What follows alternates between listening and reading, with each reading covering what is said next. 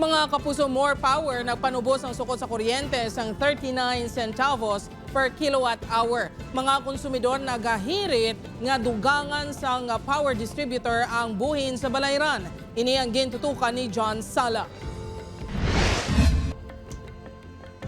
Christmas gift kuno kon makabig sa mga konsumidor ang anunsyo sang More Electric and Power Corporation. Bangod sa billing cycle nga nagsugod sang December 18, 2024 tubtob January 12, 2025, may buhin nga 39 centavos per kilowatt hour sa mga bill sang mga konsumidor.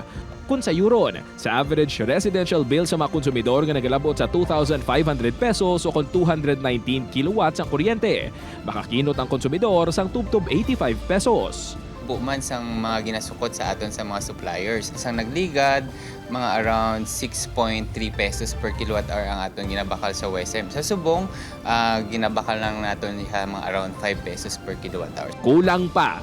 Ini naman ang hirit ni Nanay Hilda bangod mapanubo na lang kuno ang more kung tani dugang-dugangan man. Mas mayo pag hindi nga mas mandubuan pag sa 39 centavos. Di kay subong mahal nga daan ng balaklon. Si Nanay Celia naman nagalabot sa 6,000 pesos ang ginabayaran nga bill kada bulan.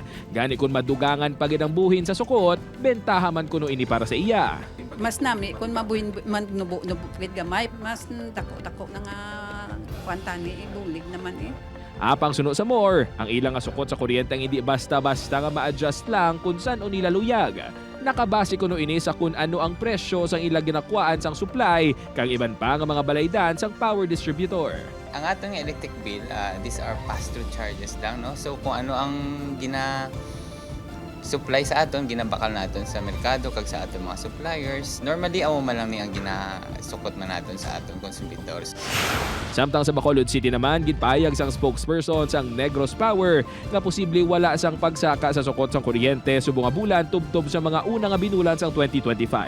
Nagpasalig naman ang More Power kag ang Negros Power nga bastante ang ila gina-distribute nga kuryente subong nga holiday season kag may mga naka-standby man nga mga contingency measures pananglitan nga maka-eksperyensya sa mga problema sa supply. Upod kay Hans Desierto, John Sala. 1 Western Visayas.